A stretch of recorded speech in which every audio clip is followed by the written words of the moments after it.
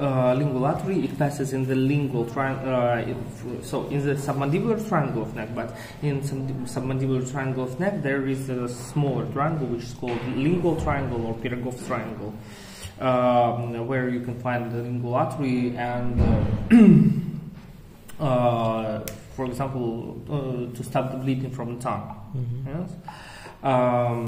This triangle, its margins are superiorly the hypoglossal nerve, anteriorly there will be the mylohyoid muscle, and posteriorly there should be posterior belly of the gastric here. And in this triangle you can find the lingual artery. So, lingual artery will also give some branches like suprahyoid branch to the hyoid bone and suprahyoid muscles. And then it gives sublingual artery to sublingual gland and sublingual structures, and enters the tongue, where it gives deep lingual artery and dorsolingual branches to blood supply the tongue itself. Next one, it is facial artery. Facial artery we can see on this schema also. Here it is. Lingual artery, it also originates behind the angle of the mandible, and there first it passes nearby to the submandibular gland. Here we can see it for facial artery, and here it passes near to the submandibular gland. It will give glandular branches to submandibular gland. And then it gives also some small branches like ascending palatine artery and tonsillar branch, which blood supply palatine arches and palatine tonsils. And then it goes to the external surface of the mandible. Here, moves superiorly. On its way, it gives inferior and superior labial branches to the upper and lower lips. And further it moves to the region, laterally to the nose and to the medial angle of eye. Here it has a name as an angular artery, and it blood supply all these regions. Any questions? No. Then here we have one single medial branch. It is called ascending pharyngeal artery, which originates on the medial surface of the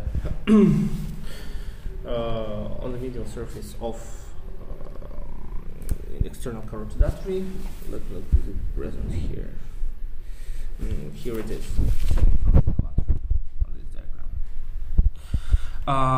It lies on the lateral wall of the pharynx, blood supply of the pharynx. Also would give anterior tympanic artery. It gives posterior meningeal artery, which will provide blood supply of the meninges and posterior cranial fossa. And that's all about medial branch. Then posterior branches, there are two of them. It is occipital artery and posterior auricular artery. Occipital artery is the larger one. It passes in the groove for occipital artery on the temporal bone. Here on this model it is a mistake, because this is occipital artery and it should pass here. Like this. And here is posterior auricular artery. Which passes between the mastoid process and the auricle. So this gives blood supply to the ear, yes, and to the region of the mastoid process. And occipital artery, it gives also several groups of branches, like descending branches, sternocleidomastoid branches, and terminate in the skin of the occipital region as occipital branches. And only terminal branches are left: maxillary artery and superficial temporal artery. Superficial temporal artery, it passes on the external surface of the skull, here to the temporal fossa, and on its way it given several branches. Which branches does it give? It will give zygomatic orbital artery, which passes on the zygomatic arch and supply all the zygomatic region. Here will be transverse facial artery, which passes to the lateral angle of the eye. Which is not shown here, this one is anterior or auricular artery, also to the ear, and it terminates in the skin as frontal and parietal branches. And maxillary artery, it is the hardest to study branch, that's why it has separate diagram.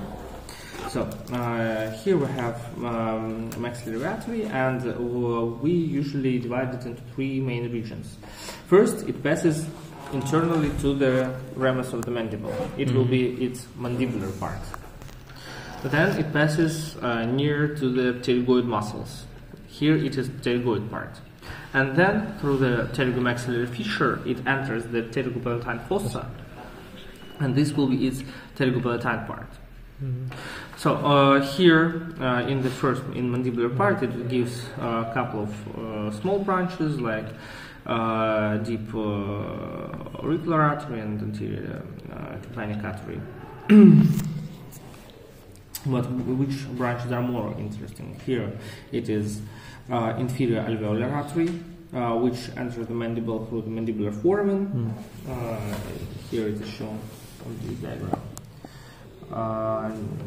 Inferior alveolar artery. In the lower jaw, it will blood supply the gingiva and the teeth of the mandible. And then it terminates through the mental foramen as a mental artery. Here we have mental artery for the mental foramen. And this is called medial meningeal artery. Medial meningeal artery, it is artery which blood supply the meninges of the medial cranial fossa, and it will enter the skull through the foramen spinosum of the sphenoid bone here.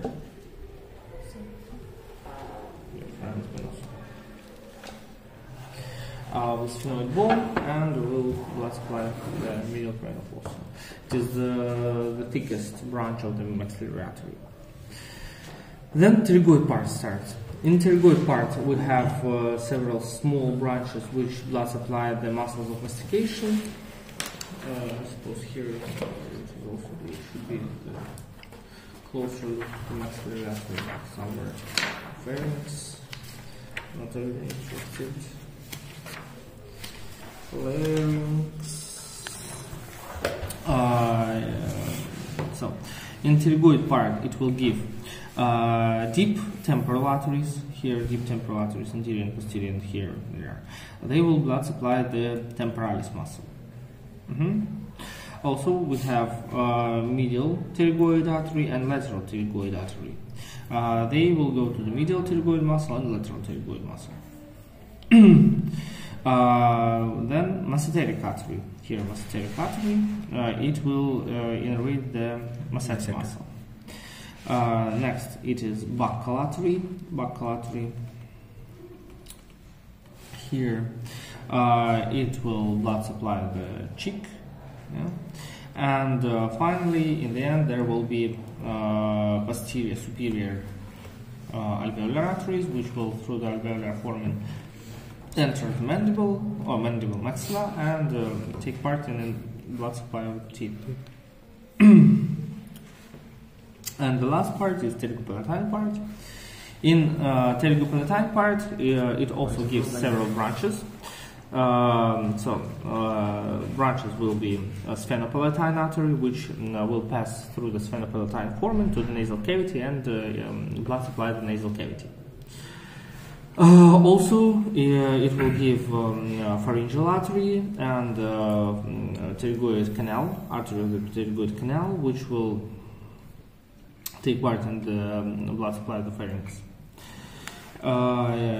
Here it is descending palatine artery, which will descend to the oral cavity through the greater palatine canal. And you see that on the hard palate, the greater descending palatine artery, it anastomoses with the incisive branch of the sphenopalatine artery.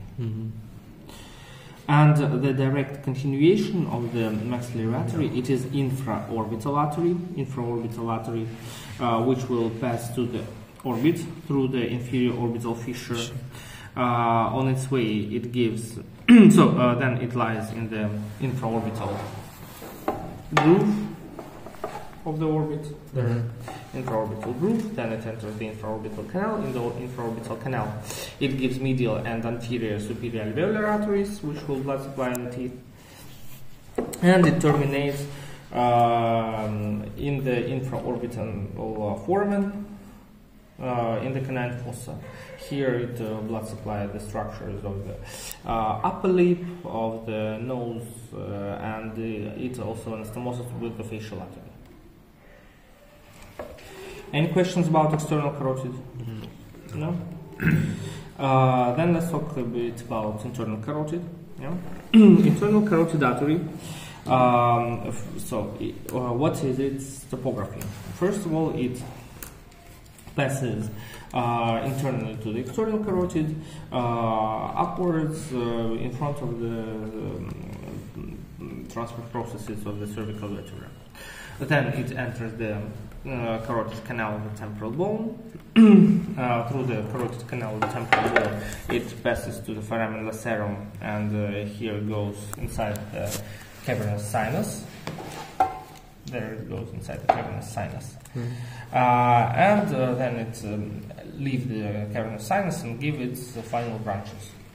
So by its topography, we divide it into 4 parts: cervical, then petrous inside the canal, then cavernous inside the cavernous sinus, and cerebral after the cavernous sinus. In cervical part, internal carotid artery doesn't give any branches. Then in petrosal part, internal carotid artery, it gives carotid-tympanic branches, which go to the carotid-tympanic canals of the temporal bone and take part in blood supply of the tympanic cavity. Then there will be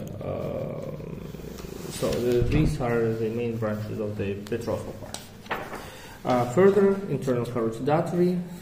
Here is the scheme of the internal carotid artery. So cervical part, petrosal part. Here comes cavernous part. In cavernous part, there will be a lot of small branches, which blood supply the structures which lies near to the cavernous sinus. Like there will be meningeal branch to the meninges, cavernous branches to the cavernous sinus itself. There will be tentorial branch to the tentorium of the cerebellum. There will be a branch to the trigeminal ganglion, and from trigeminal ganglion it also blood supplies the cranial nerves like 3rd, 4th, 6th, which are also near to the and also pituitary branches, which will blood supply the pituitary gland. And then, so how it passes in the cavernous sinus? I can show you. In cavernous sinus, here it should be somewhere. Here we have the frontal, the coronal section of the cavernous sinus, and we see that internal carotid artery passes in the center of each cavernous sinus. And after leaving the cavernous sinus, there is a cerebral part. The main branches of the cerebral part. So there is one main branch. It is ophthalmic artery. Here, ophthalmic artery. Ophthalmic artery. It will enter the optic canal to go to the orbit. And inside the orbit, ophthalmic artery, it gives multiple branches. Also, we have the schema of the branches of ophthalmic artery here. Where is the orbit? Here. Very nice picture. So, ophthalmic artery here, how it passes with the optic nerve to the optic canal. And the branches. First branch is central retinal artery. Central retinal artery, it perforates the optic nerve and go to the eye inside the optic nerve. If we will move laterally, we will see that it gives muscular branches, it gives lacrimal artery, lacrimal artery goes to the lacrimal gland and terminates as a lateral palpebral artery to the eyelids, and also it gives some zygomatic branches. Here we have posterior ciliary arteries, which will also perforate sclera and enter the eye. And medially, the branches will be also muscular branches. Then we have posterior and anterior ethmoid branches, which goes to the ethmoid labyrinth. Here we have supratrochlear artery, supraorbital artery, which goes to the frontal region here, to the forehead. And the branch of the supratrochlear artery is medial palpebral artery, which also goes to the superior eyelid. Questions about ophthalmic artery? No. And finally, the internal carotid artery, it terminates bifurcating into the anterior and medial cerebral arteries. Anterior cerebral arteries, they will lie on the inferior surface of the frontal lobes and here in the longitudinal fissure. And these two anterior cerebral arteries, they usually communicate by the anterior communicating artery. Here, like an anastomosis between right and left anterior cerebral arteries. Medial cerebral arteries, they will lie between the parietal and temporal lobes and the lateral fossa and give blood supply to the parietal, temporal and partial frontal lobes. What is one more interesting point, it is a basilar artery. So basilar artery, do you remember where it Yes, in the basilar sulcus pons. And where it gets from? Vertebral artery. It is made of two vertebral arteries, and vertebral arteries originate from subclavian arteries. So, two vertebral arteries, they enter the skull. Here they form anastomosis and form basilar artery. Basilar artery gives some branches like superior cerebellar artery, anterior inferior cerebellar artery, pontine arteries, and it terminates posterior cerebellar cerebral as two posterior cerebral arteries. Posterior cerebral arteries, they will go between the occipital lobe and cerebellum on the interior surface of the occipital lobe, and blood supply the occipital lobe mostly, and partially temporal.